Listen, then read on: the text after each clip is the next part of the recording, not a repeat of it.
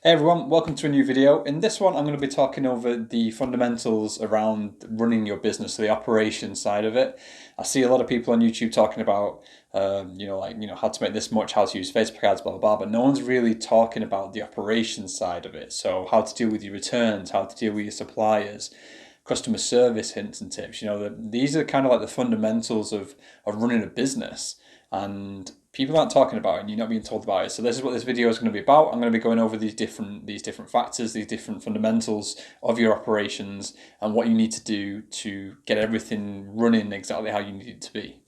So the first point I want to cover are returns and what you need to do if a customer wants to return a product to you. So what I like to do, the first thing I like to do when a customer emails in and they say, oh, I don't like this product or it doesn't fit, can I return it? I always like to offer them a 15% discount to keep that product. And I like to call that my keeping it sold method. This is so that the profit I have made on that product, I can still get some of that profit by asking the customer and letting them keep it for a little bit cheaper. It's not a massive amount off your profit margin, but it definitely helps. And some customers do decide that they want to keep the product with just a little bit more of a discount on it. If they do decide to return that product, then they return it to my PO box and I will just collect it and I'll reship that product back out to the next customer. But one of the benefits of offering that 15% discount to your customers is that with international customers, because I'm based in the UK and I get everything returned to a UK address, international customers may find that shipping it back to the UK actually costs them more than what it would cost to keep that 15% discount. So it's actually more cost effective for the customer to accept that discount than it is to ship it back and pay the international postage fees. So you'll find that international customers are more likely to keep that product using that 15% discount method. And I find it's really useful. Instead of having just to refund a customer completely and not get anything shipped back to you, you're giving them a little bit of a percentage to keep the product, but you're still keeping quite a lot of that profit as well. Once the product has come back to the UK, even if international customers have shipped it to the UK or if a UK customer has shipped it back to me, I will check the stock, make sure that it's working, make sure that it's fit to be resold again. I'll refund the customer, and then the next time somebody decides to buy it, I will ship that product back out to them. So the returned product will get shipped back out to a new customer. Now, I only do this for UK customers because the postage for me to ship it internationally will just ruin my profit margin. There's really no point in that. So when a UK customer, someone locally decides to buy it, I will just send it out and that will be the shipping. The shipping costs me a little bit more than it does on AliExpress, but I'm actually saving money in the long run because I don't want hundreds of pounds worth of stock sat in my spare room sort of thing. So I will keep shipping those products out again as long as the quality is there. So the next point I want to cover is supplier relationships. Now, what you'll find is when customers emailing in with queries and they're chasing deliveries, something's broken, you're going to need to contact that supplier. Now, what I like to do at first when I get a new supplier is I like to drop them a message through the contact page. I'll include the order number from AliExpress and I'll give an explanation of what the issue is. Now, depending on how they respond and how quickly they respond, how quickly they can resolve, will be the decision maker between continuing down that path and contacting them first or opening a dispute straight away.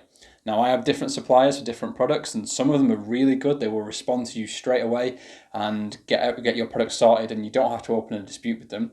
Whereas some other suppliers, they just take days to get back to you. They're not very quick. They're not very forthcoming. So you're going to have to open a dispute to deal with it. So there's two different ways of doing it. Try and contact them first, because the better relationship you can build with that supplier, the better service you're going to get when you get queries. So speak to them first, see if they'll help you. If they're not willing to and they're just not really dealing with it quick enough, then start opening disputes. There's some suppliers I have straight away. I'll open this dispute straight away. So if if there's no tracking for 5 weeks, if a product's broken, I won't even bother speaking to them because I know it's going to be 2-3 days before they even get back to me. And I have a service to uphold to my customers. So I'll open a dispute, get the refund for it, and place a new order and get it shipped out to the customer. Once you've built up a supplier relationship, once you have a relationship with a supplier and it's quite good, you can even reach out to them and ask them for a VIP link for the product that you're working on. Now, what a VIP link is, it's a private link they'll give you.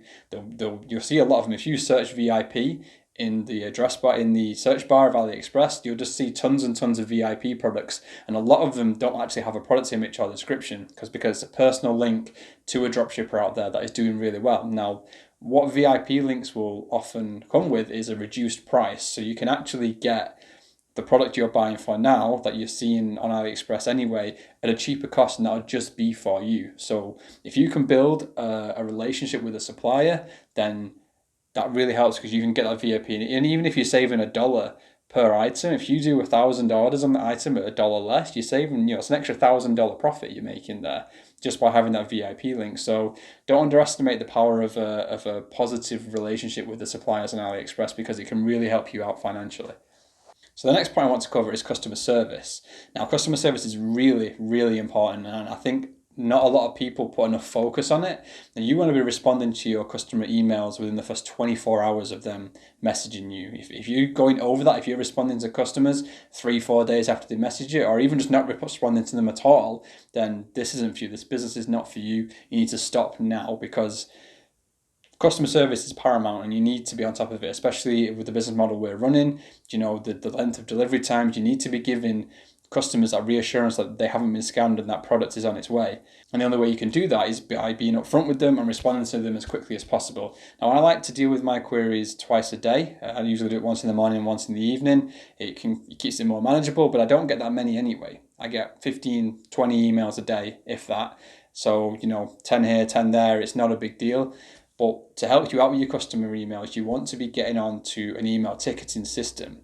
Now, you can use the likes of Freshdesk or Zendesk. They're very similar. I personally use Freshdesk just because it's what I'm used to, but Zendesk is just as well. But what these ticketing systems allow you to do is they allow you to create what's called a canned response, so like templates. So if a customer is chasing an order, you can just import a template into the email and just send it out. So you just paste in a canned response, so where is my order response, paste in the customer's tracking link and send it away. And it's just within seconds you're dealing with those queries because you have all these different templates set up, and it's just really, really quick, really simple to deal with your customer service. But customer service is important. You need to be focusing on it. Don't try and do it from a Gmail account on your phone or something. Get yourself an email ticketing system. It's completely free for one user on Freshdesk.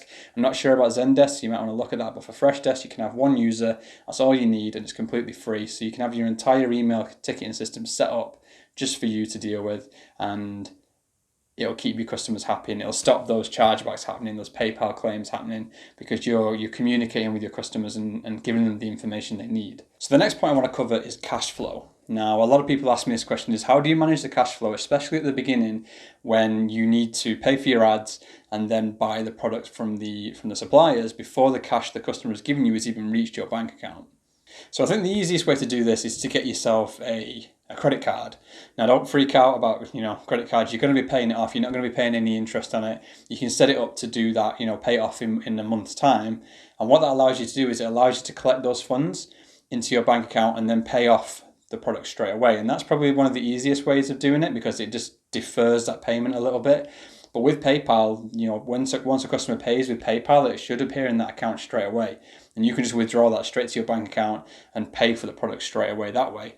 So that's kind of how I would advise to manage your cash flow at the beginning. When I first started, I scaled really slowly. So cash flow was never really an issue. I was very scared to go over £30 a day at the beginning.